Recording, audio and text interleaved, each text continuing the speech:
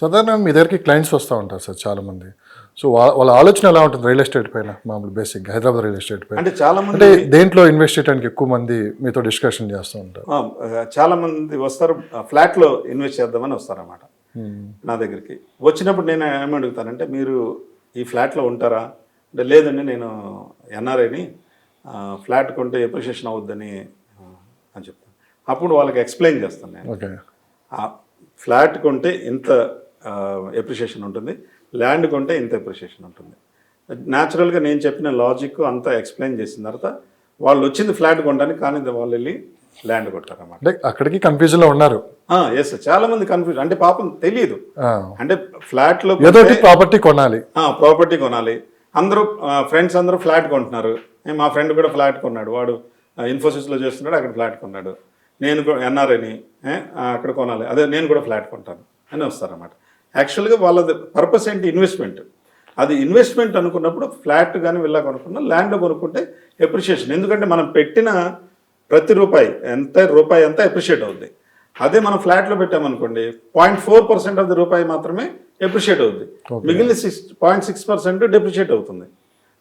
అలా మారుతుందన్నమాట. అందుకని మంచి అడ్వైజర్ దగ్గరికి వెళ్ళి వాళ్ళని కన్సల్ట్ చేసి అప్పుడు ఈ ప్రాసెస్ అన్ని అతను ఫాలో అవుతుంటే అప్పుడే అతని ద్వారా వెళ్ళి కొనుక్కుంటే మంచి ఉపయోగం ఉంటుంది. ఓకే సార్, మీరు మూసీ రివర్ గురించి చెప్పారు. అంటే కొత్త గవర్నమెంట్ వచ్చిన తర్వాత దాని మీద కమిటీ వేయటం, తర్వాత ఎలా డెవలప్ చేయాలని చెప్పి మాస్టర్ ప్లాన్తో ఉన్నారు. సో మూసీ రివర్ కింద అన్నది అంటే గవర్నమెంట్ ఏదైతే ఆలోచిస్తుందో అది కింద కంప్లీట్ అయిపోతే ఆ ఏరియా మొత్తం ఎలా ఉంటుంది సార్? ఆ ఏరియా అంతా, ఎందుకంటే మూసీ రివర్ డెవలప్ చేయడమే కదా కాకుండా దాని మీద నంబర్ ఆఫ్ బ్రిడ్జెస్ చేస్తున్నారు. అవును, దాని పక్కనే రోడ్ నెట్వర్క్ వేస్తున్నారు, 4 లేన్ మినిమం.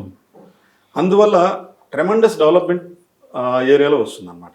బాగా డెవలప్ అవుతుంది, కనెక్టివిటీ పెరుగుతుంది, మొత్తం హైదరాబాద్కి చాలా బెనిఫిట్ అవుతుంది. ఇంకోటి ఏంటంటే ఫ్లడ్ కూడా కంట్రోల్ అవుతుంది. నెక్స్ట్ వాళ్ళు సీవేజ్ ట్రీట్మెంట్ ప్లాంట్స్ ఏదైతే మూసీ రివర్లోకి వచ్చే ఎఫ్లూయెంట్స్ ఉన్నాయో అవన్నీ ట్రీట్ చేసి మంచి వాటర్ను మాత్రమే మూసీ రివర్లో వదులుతారు. ఓకే, అందువల్ల మూసీ రివర్ కూడా మంచి అది టూరిస్ట్ ప్లేస్ కూడా లాగా డెవలప్ అవడానికి అవకాశం చాలా ఉందన్నమాట. సార్ ఒకప్పుడు హైదరాబాద్లో ఇండస్ట్రియలిస్ట్ కావచ్చు, సెలబ్రిటీస్, సినీ సెలబ్రిటీస్, పొలిటికల్ చాలామంది జూబ్లీహిల్స్, బంజారాహిల్స్ వైపే ఉండడానికి ఇష్టపడేవాళ్ళు. కానీ ఇప్పుడు జూబ్లీహిల్స్, బంజారాహిల్స్ దాటి బయటికి వెళ్తున్నారు.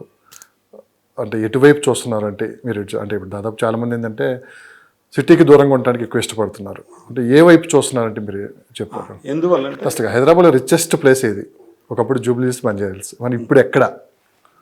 ఇప్పుడు రిచెస్ట్ మోడర్న్ హైదరాబాద్ వచ్చేసి Kokapet, Narsingi and financial district, Puppalaguda. This area will become a modern Hyderabad. అన్నీ more than 30 floors. Distance to distance building చాలా ఎక్కువ ఉంటుంది. దాని తర్వాత పెద్ద పెద్ద రోడ్స్ ఉంటాయి. జూబ్లీహిల్స్ కన్నా ఎక్కువ రేట్లు ఉన్నాయా? ఇప్పుడు వస్తున్నాయి. జూబ్లీహిల్స్లో నిన్న ఒక క్లయింట్కి తీసుకెళ్ళాము, 16,000 చెప్పారు పర్ స్క్వేర్ ఫీట్. ఇక్కడ వచ్చేసి 12,000, 14,000, అంటే ఆల్మోస్ట్ ఆ రేంజ్కి వచ్చేస్తుంది.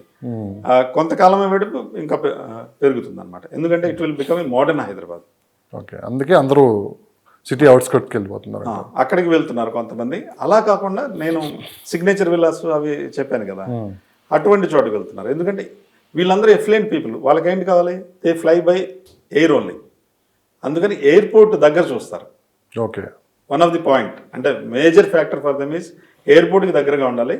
మళ్ళీ వాళ్ళు పనిచేసే ప్లేస్కి లెస్ దాన్ 40 minutesలో వెళ్ళిపోవాలి. ఓకే, అది ఆ ప్లేస్ ఎక్కడ ఉంటే అక్కడికి వెళ్తారన్నమాట. ఓకే, హైదరాబాద్ చాలా వేగంగా డెవలప్మెంట్ అవుతుంది. రియల్ ఎస్టేట్ పరంగా తీసుకున్నామంటే ఇండియాలోనే నెంబర్ 1 ప్లేస్లో ఉంది. రేపు పార్లమెంట్ ఎలక్షన్ కావచ్చు, ఆంధ్రప్రదేశ్ అసెంబ్లీ ఎన్నికలు జరుగుతున్నాయి ఒక 1 monthలోనే. సార్ ఒకవేళ ఇప్పుడు ప్రస్తుత గవర్నమెంట్ వైఎస్ఆర్సీపీ ఉంది, రేపు ఏదైనా గవర్నమెంట్ చేంజ్ అయితే మళ్ళీ అమరావతి క్యాపిటల్ అనిగిన మళ్ళీ చంద్రబాబు నాయుడు గారు చెప్తున్నారు. ఒకవేళ ఇవన్నీగిన మార్పులు చేర్పులు జరిగితే రేపు హైదరాబాద్ రియల్ ఎస్టేట్పై ఎలాంటి ప్రభావం చూపించే అవకాశం ఉంది? ఒకవేళ అదర్ గవర్నమెంట్ టీడీపీ హైదరాబాద్లో అమరావతిలో వచ్చిందనుకోండి, ఆంధ్రాలో, అప్పుడు కొంత ఇన్వెస్ట్మెంట్ ఇక్కడి నుంచి అక్కడికి వెళ్ళడానికి ఛాన్సెస్ ఉంది. సో ఇది లాస్ట్ టైం ఇలా జరిగే చాలామంది లాస్ పోయారు. ఆ, అంటే మనకి స్టేట్ బైఫర్కేషన్ జరిగినప్పుడు చాలామంది అమరావతిలో ఇన్వెస్ట్ చేశారు. ఒక దెబ్బన అక్కడ ఏం జరిగిందో మనం చూస్తూనే ఉన్నాం. సో మళ్ళీ అంత సాహసం చేయగలరా, హైదరాబాద్ దాటి వచ్చి మళ్ళీ అమరావతిలో ఇన్వెస్ట్ చేయగలరా అని చెప్పి చాలామంది డౌట్ ఉంది ఇది. అవును, అందుకే కొంతమంది డెఫినెట్గా వెళ్ళి అక్కడ ఇన్వెస్ట్ చేస్తారు. అంటే అంత లాస్ట్ టైం లాగా మాస్, ఎందుకంటే దే హ్యావ్ ఎ డౌట్ మళ్ళీ ఆ ప్రభుత్వం తర్వాత ఇంకో ప్రభుత్వం అగైన్ కంటిన్యూటీ ఉంటుందో లేదా, వేరే అగైన్ వైఎస్ఆర్సీపీ వచ్చింది అనుకోండి, అది ఏ పార్టీ కానీ అవుతుంది. కాబట్టి ఆ డైలమా వల్ల కొద్దిగా తగ్గుతుంది, కానీ కొంత ఇన్వెస్ట్మెంట్ అయితే వెళ్ళడానికి ఛాన్సెస్ ఉంది. అది కాకుండా హైదరాబాద్ నేను చెప్పినట్టు global city and MNCs prefer చేస్తున్నాయి హైదరాబాద్ని, నేను చెప్పిన అడ్వాంటేజెస్ కూడా.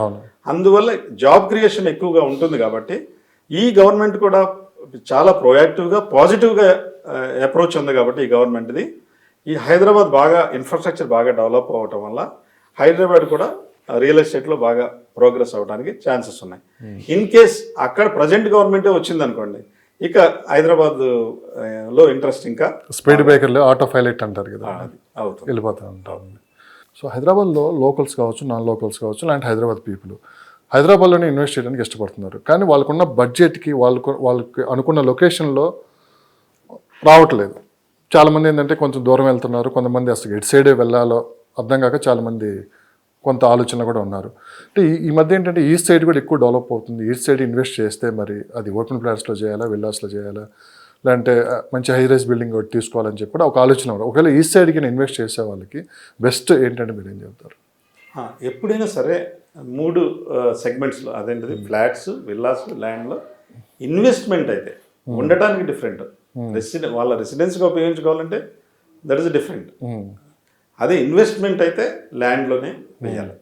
కానీ ఈస్ట్ సైడ్లో ఎప్పుడైతే గవర్నమెంట్ డిక్లేర్ చేస్తుందో ఈ ప్రాజెక్ట్స్ ఇక్కడ మేము పెడతాము, ఈ ఎంప్లాయ్మెంట్ ఎంత క్రియేట్ అవుతుంది అని క్లియర్ కట్గా గవర్నమెంట్ ఇది వచ్చినప్పుడు అప్పుడు మాత్రమే వెళ్ళి ఇన్వెస్ట్ చేయాలి. లేకపోతే ఎక్కడైతే ఆల్రెడీ గ్రౌండ్ మీద డెవలప్మెంట్ జరుగుతుందో, గ్రౌండ్ మీద జాబ్ క్రియేట్ అవ్వడానికి ఛాన్సెస్ ఉందో అక్కడ వెళ్ళి ఇన్వెస్ట్ చేస్తే బాగుంటుంది అన్నమాట. మీ సలహా అయితే అది అగైన్ సౌత్కే వస్తుంది.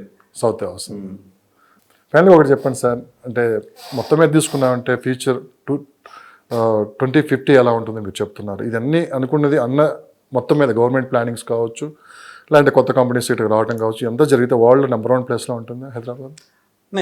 వరల్డ్లో నెంబర్ 1 ప్లేస్లో ఎప్పటికీ అది చాలా కష్టం అనమాట. సపోజ్ ఇప్పుడు టోక్యో తీసుకున్నాం అనుకోండి, వాళ్ళ పాపులేషన్ వచ్చి 3.75 crores, వాళ్ళ జీడిపి ఈజ్ $1.7 trillion. అంటే more than 185 countries in the world ఒక సిటీలోనే దాని జీడిపి.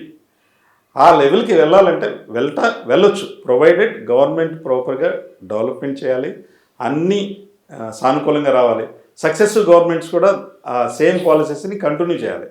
అలా చేస్తే గ్లోబల్ సిటీ కావచ్చు, may not be number 1, maybe 50లో 1 సిటీ అవ్వచ్చు. సార్ నేను ప్రశ్న సూటిగా అడుగుతాను. వ్యవసాయ భూములన్నీ రియల్ ఎస్టేట్గా మార్చేస్తున్నారు అన్ని చోట్ల, ప్రతి మండలంలో విలేజెస్ కూడా పాకింది ఇది. రేపు ఈ విధంగా జరుగుకుంటూ వెళ్ళిపోతే వ్యవసాయానికి ఎంత డిమాండ్ ఉంటుంది సార్ ఫ్యూచర్లో, వ్యవసాయ భూములకి? ఏమవుతుందంటే ఈ వ్యవసాయ భూములు ఎలా పెరుగుతాయి? అవి చిన్న ఎగ్జాంపుల్ ఇస్తాను. ఒక రైతు కోకాపేటలో ఉన్నాడు అనుకోండి, ఆయన 100 కోట్లు పెట్టి ఒక 5 ఎకరాలు అమ్మాడు. అతనికి ఎంత వచ్చింది? 500 కోట్లు వచ్చింది. ఓకే, అతను ఏం చేస్తాడంటే, అతను రైతు కాబట్టి మళ్ళీ ల్యాండే కొంటాడు. అవును. ఎక్కడ కొంటాడు? ఒక 10 kilometers తర్వాత వెళ్ళి ల్యాండ్ కొంటాడు. అక్కడ 10 కోట్లకి పెట్టుకుంటాడు. అక్కడున్న రైతు 10 ఎకరాలు ఉందనుకోండి, 100 కోట్లు ఉంది ఆయన దగ్గర, అతను ఇంకో 10 kilometers తర్వాత కొంటాడు. అలా క్యాస్కేడింగ్ ఎఫెక్ట్ ద్వారా అలా వ్యవసాయ భూముల యొక్క రేట్లు పెరుగుతూనే ఉన్నాయి. మీరు అంతకుముందు చూస్తుంటారు.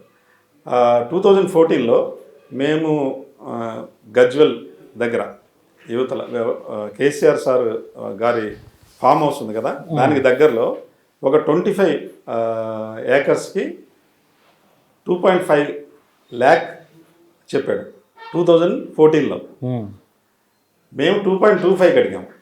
2.25కి అతను ఇవ్వనన్నాడు. నెక్స్ట్ డే ఒక మార్వాడి వచ్చి 2.5 కొనేసి వెళ్ళిపోయాడు. ఇప్పుడు ఎంత ఉంది అక్కడ? మినిమం 1.5 crore ఉంది. 14 ఎంత 9 ఇయర్స్. ఓకే, అగ్రికల్చర్ ల్యాండ్స్ కూడా పెరుగుతాయి అన్నమాట ఈ క్యాస్కేడింగ్ ఎఫెక్ట్ వల్ల. మీరు చెప్పేది ఇంకోటి కరెక్టే, మొత్తం వ్యవసాయ భూములన్నీ ఇలా కన్వర్ట్ అయిపోతున్నాయి.